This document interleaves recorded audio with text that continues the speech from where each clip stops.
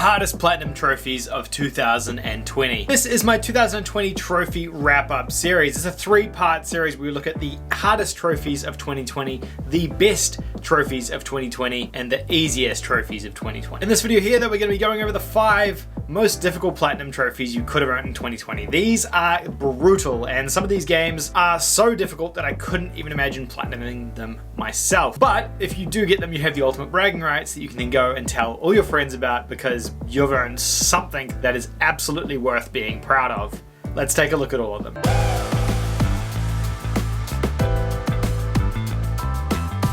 Hey guys, if you're a new viewer of the channel, please consider hitting that subscribe button down below. I make new videos about the PlayStation every single day on the channel, so hit the subscribe button so you can stay up to date. I would also really appreciate getting a thumbs up for this video. If we can get this video to 100 likes, that would be absolutely stunning. Everyone has been asking about hard platinum trophies, and I've tried making videos about them in the past, and they don't traditionally perform well on the channel because people generally just want easy platinum trophies to bump up their numbers. I thought though, given that we've finished 2020, it's a good way to sort of capture all the hardest platinums that came out this year and celebrate them somewhat as well. And these games are brutal for one reason or another, normally because of a single trophy, but in some cases an entire trophy list. Let's have a look at the first game. First up we have Call of Duty Cold War Black Ops, or Black Ops Cold War. That name still bothers me so much, it just doesn't roll off the tongue nicely.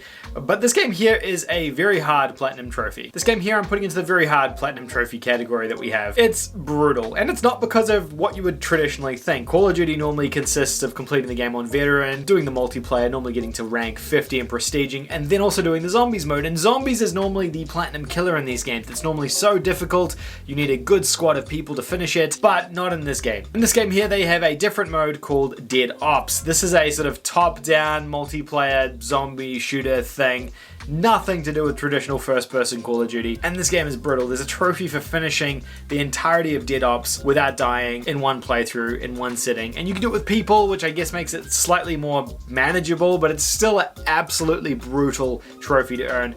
And this is definitely going to be the platinum killer for this game. It's what moves this platinum difficulty from sort of an average difficulty platinum all the way up to a very hard because of this one trophy. Alright guys, I'm really excited to talk about today's sponsor of this video, my subscribe button. This thing down here. Did you know that over 75% of this audience isn't subscribed to this channel? What are you guys waiting for? Hit that button down below. Make sure you subscribe. Wait, what was that? What? Really? Sonic says that if you subscribe, you'll actually earn more platinum trophies as well. Is that can we prove that? Is that like illegal? Are we allowed to say that? Apparently we're allowed to say it. So Sonic's making that claim. So make sure you hit that subscribe button. All right, back to the video. Next up is Tony Hawk's Pro Skater Remaster. This is Tony Hawk's 1 and 2 remastered. Fantastic game, fantastic remaster.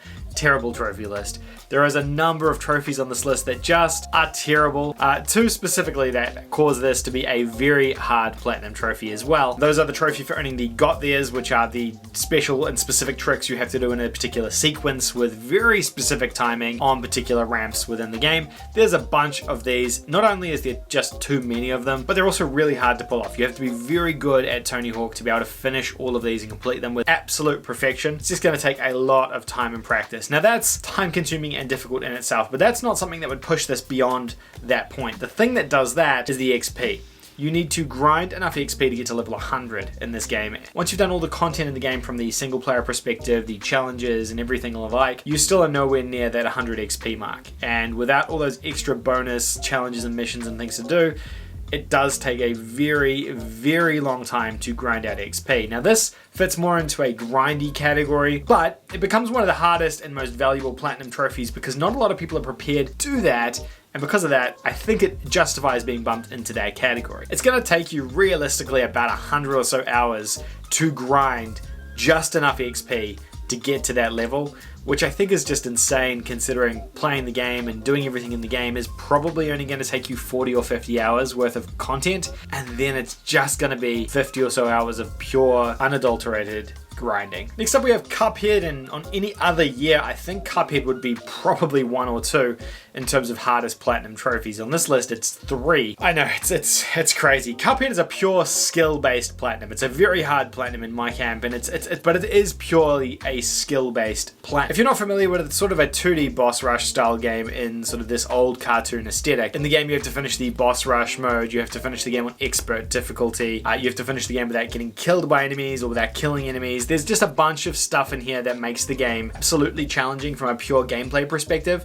It's a great game if you're into that level of challenge, but it's not for the faint of heart. It's not for new players to come on board with and think they'll be able to get the platinum trophy in this one easily. Now there are a bunch of stuff you can do to fudge this game and to make it a bit easier for yourself as well. Some glitches to kind of circumvent some of the difficulty type stuff. So if you're into that, you could potentially do that as well. But in my boat, if you have the platinum for the Cuphead on your trophy list, then you've done pretty well for yourself. Next up is Fall Guys, and you probably know why. There is a trophy in this game called Infallible, and it's the single most frustrating trophy that I think has come out in most recent times. The actual trophy list for this game is pretty good in terms of getting you to play just enough multiplayer to enjoy the game and not get too burnt out from it.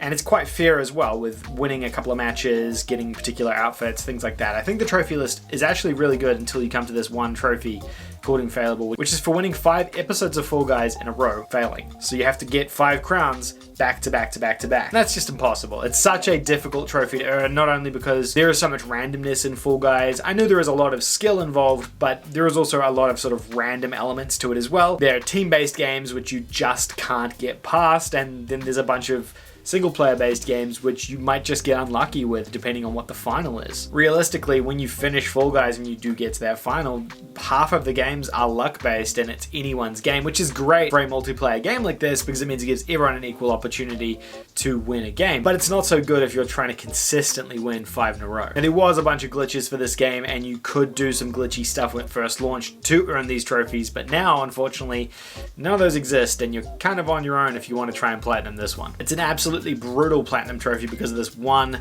single trophy, and until they do something to make this a bit easier, maybe with offline modes, with bots and things like that, it's one of the hardest platinums that you can earn on the PS4. And now it's time for the hardest platinum on the PS4, and it's probably not the game I would have predicted being the hardest platinum. Crash Bandicoot 4.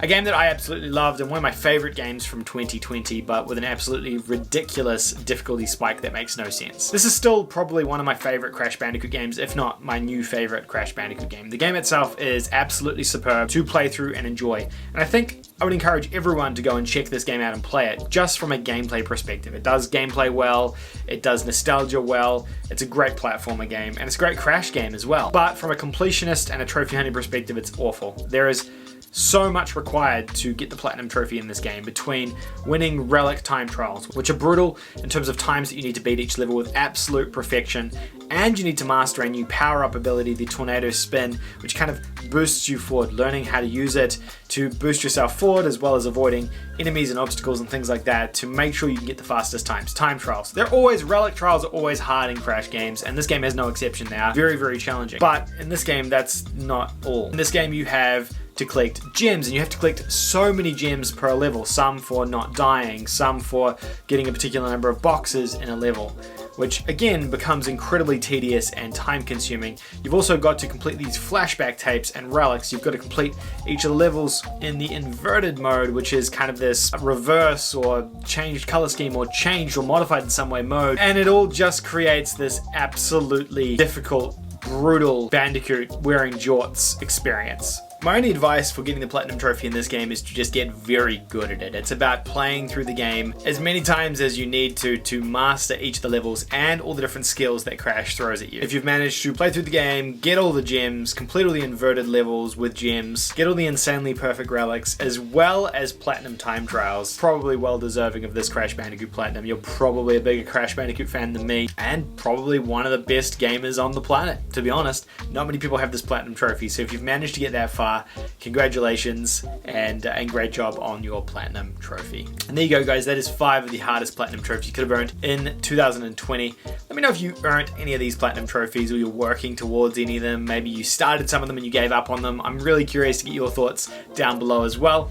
If you enjoyed this video, don't forget to give it a thumbs up. If you didn't enjoy it, give it a thumbs down. And check out the best Platinum Trophies video out tomorrow, as well as the easiest Platinum Trophies video out the day after that. Hopefully you enjoyed, guys. Thank you so much for watching. And until next time, game on.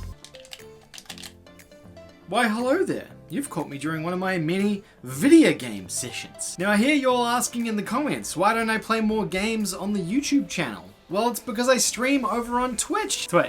That's Twitch. Yeah, that's right. I stream over on Twitch twice a week on a Wednesday and a Friday. We stream at 9 PM Australian Eastern Standard Time every single Wednesday and Friday. At the moment, we have a really cool retro series called Throwback Wednesdays going, where we're playing through the entire Sly Cooper trilogy, which is actually 4 games. We're also playing some Hunt Showdown on Fridays. We really appreciate it if y'all could head over to the Twitch channel, hit that follow button over on Twitch, and then come and join in on the fun when I'm live. Hopefully, I'll see you over there. Bye for now. This is a cool controller, right?